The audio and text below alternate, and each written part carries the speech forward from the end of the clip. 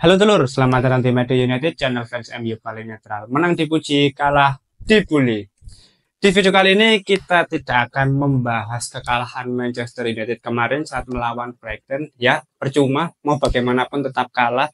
Dan Andre Onana adalah biang kerok seperti yang sudah-sudah. Jadi kita tidak perlu menghujat blunder-blunder dari Andre Onana karena nggak penting ya. Ujung-ujungnya pekan-pekan berikutnya dia akan tetap mengulangi kesalahan yang sama. Nah, di video kali ini kita akan membahas loh, anak pendelok lur. Nah, di video kali ini kita akan membahas beberapa berita terbaru dari Manchester United. Ada update-update baru yang menurutku sangat menarik untuk kita bahas bersama, ya. Langsung aja kita masuk ke berita yang pertama. Anthony akhirnya resmi dipinjamkan ke Real Betis. Here we go. Kesepakatan verbal telah terjalin antara semua pihak dengan Manchester United. United akan mengizinkannya pergi dengan status pinjaman dengan klausul pembelian. Dia akan secara resmi kembali ke Manchester United pada bulan Juni. Ini kabar bagus ya teman-teman. Setelah sekian lama, sudah tanggal 20, baru ada satu pemain yang lepas dari Manchester United.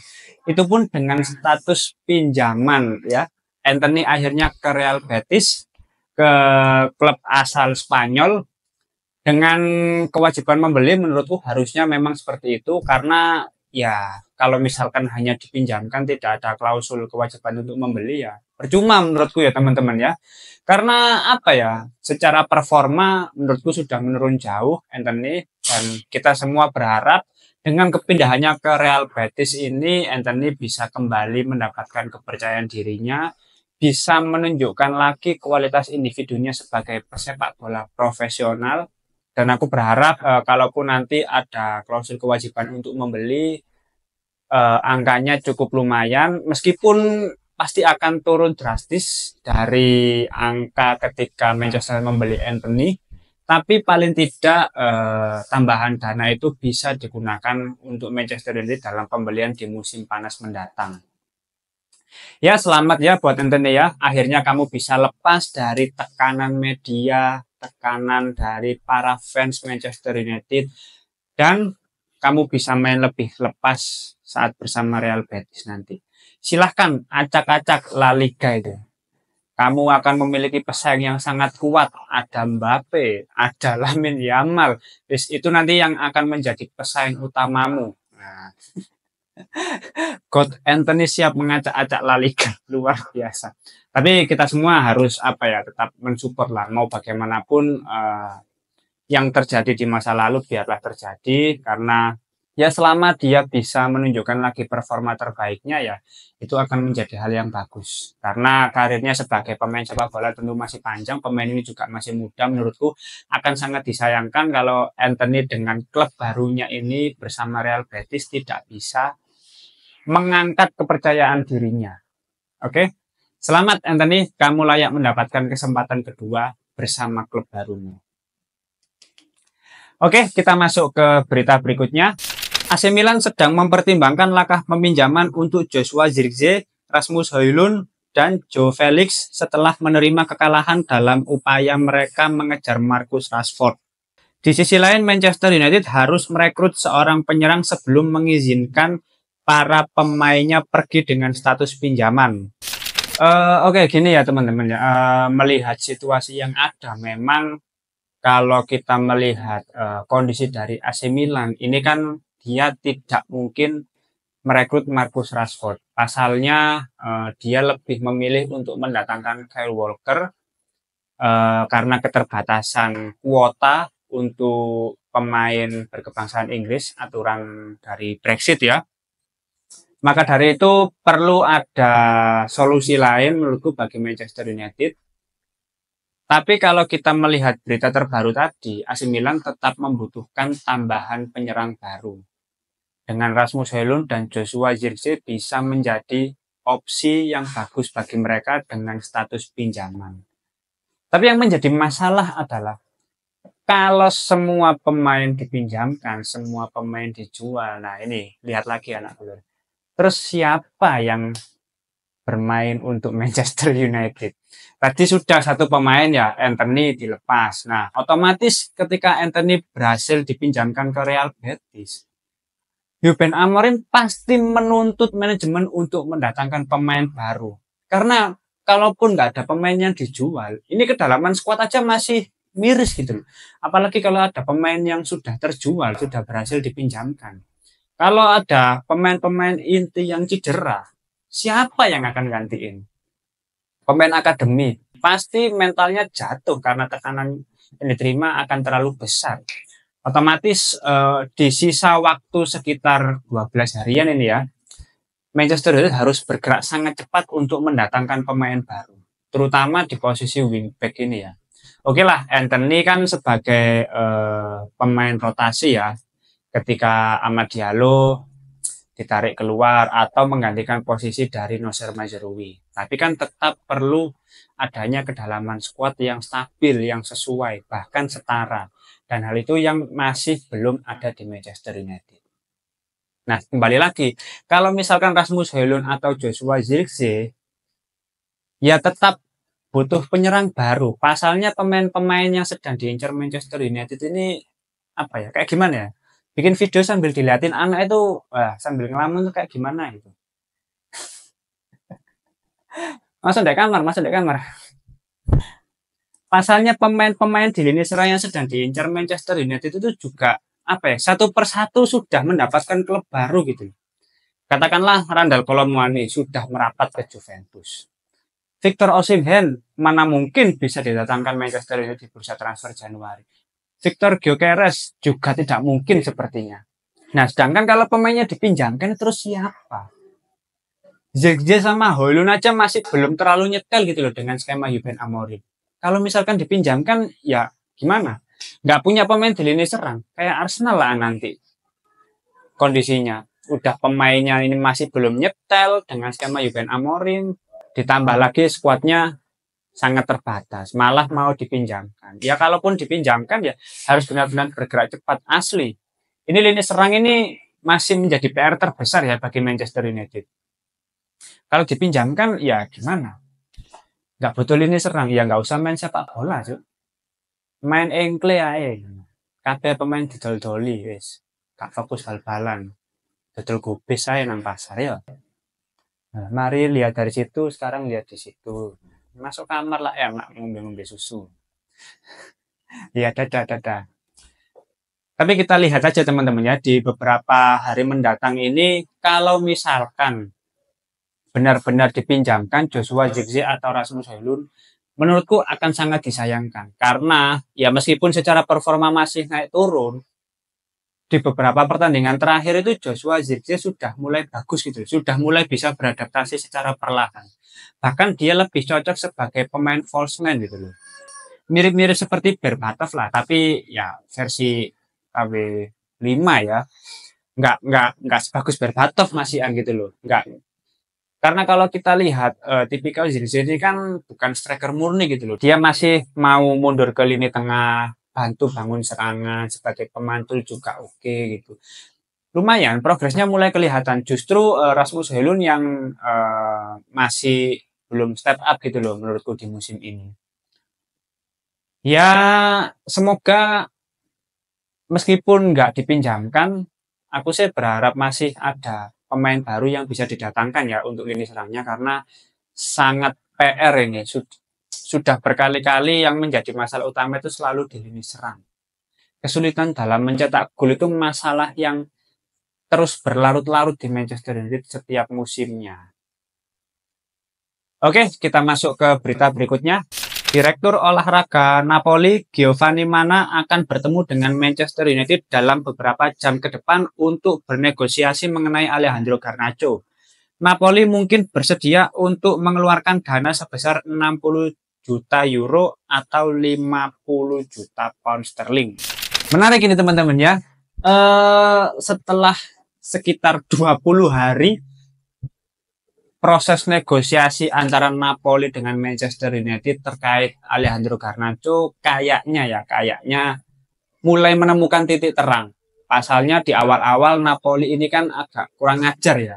kalau nawar terlalu murah terus sempat jual mahal juga gitu loh.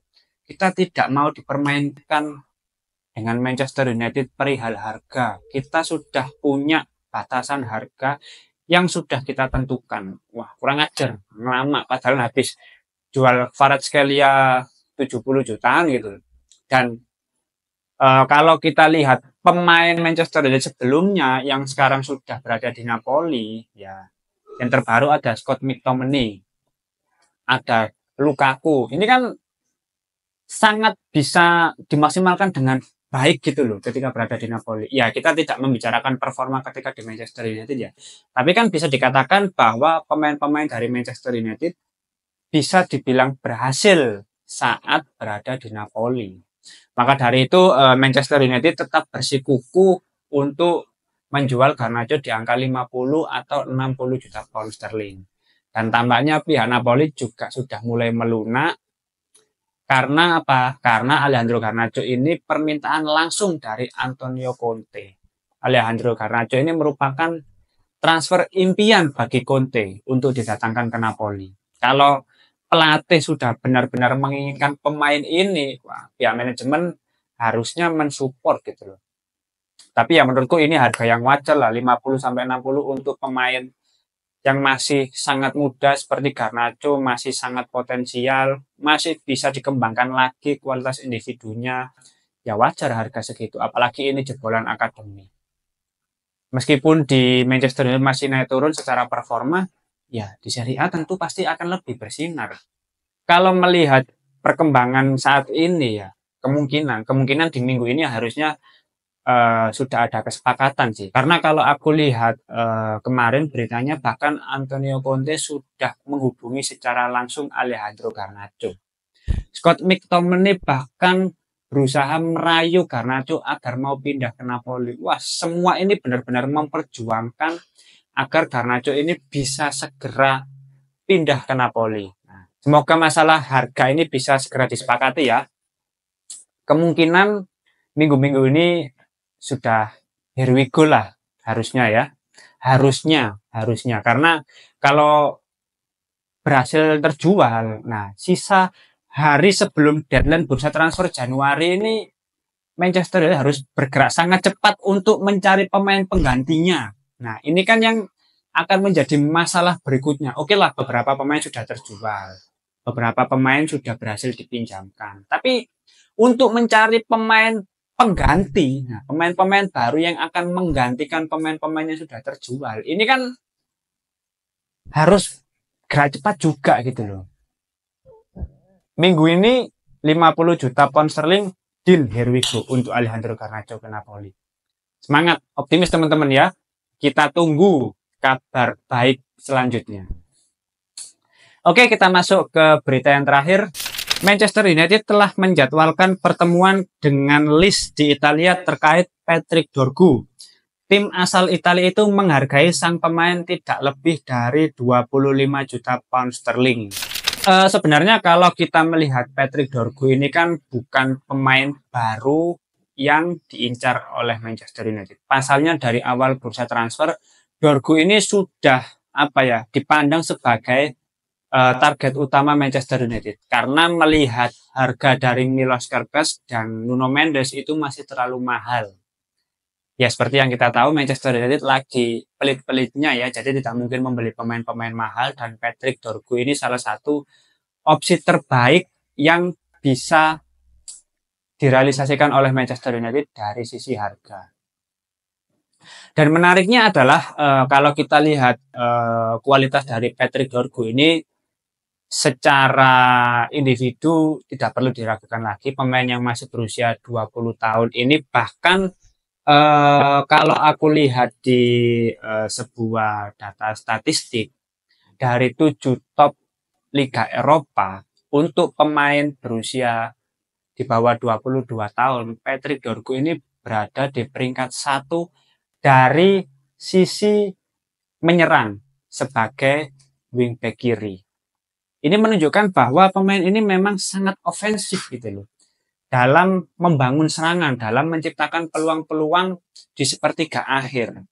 Sepertinya hal ini yang membuat Manchester United sangat ingin dan sangat serius untuk merekrut Patrick Dorgu. Karena apa? Karena ya kalau kita lihat berita akhir-akhir ini ya di Real Malaysia kabarnya juga akan dipinjamkan, dan klub yang paling dekat dan memungkinkan untuk meminjam di Real Malaysia itu kemarin Como. Kalau aku lihat berita terakhirnya, maka dari itu perlunya Manchester United untuk mendatangkan wingback kiri baru. Karena selain di Real Malaysia kabarnya akan dipinjamkan, Diogo Dalot juga bukan solusi. Ini pemain nggak jelas ini juga, meskipun fisiknya oke, tapi visinya nggak ada, nggak jelas. Asal tackle, track back ke bantu pertahanan juga telat, tuh nggak jelas dulu. Tapi kalau kita melihat Patrick Dorgu ini, wah luar biasa. Karena yaitu tadi, dia berada di peringkat teratas sebagai wingback kiri dalam membangun serangan. Untuk peringkat keduanya ada Giovanni Quenda. Tapi Giovanni Quenda kan ada rilis clause seharga 100 juta. Itu harga yang nggak mungkin bisa dipenuhi oleh Manchester United. Tapi kalau Patrick Dorgu ini kan 25 juta pound sterling, ya berarti ya di angka kisaran 40 juta euroan lah.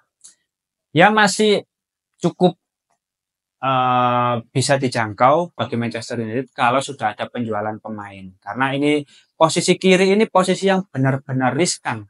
Benar-benar apa ya? Benar-benar harus segera diperbaiki gitu loh. Harus ada pemain-pemain baru untuk melengkapi puzzle-puzzle dalam memaksimalkan skema dari Ruben Amorim. Tapi ya kita harus bersabar ya, kita tunggu saja update selanjutnya terkait Patrick Dorgu ini. Karena pihak Leeds pun juga tidak mempermasalahkan untuk melepas Patrick Dorgu, dan sang pemain juga tertarik untuk pindah gitu loh. Tapi kalau masalah harga kemungkinan masih bisa dinegosiasikan lebih lanjut dengan pihak manajemen Manchester United. Oke, mungkin itu dulu beberapa update terbaru dari Manchester United. Kalau teman-teman ada opini lain, langsung tulis saja di kolom komentar, kita diskusi santai seperti biasa. Terima kasih sudah menonton video ini, jangan lupa like, komen, dan subscribe. Salam.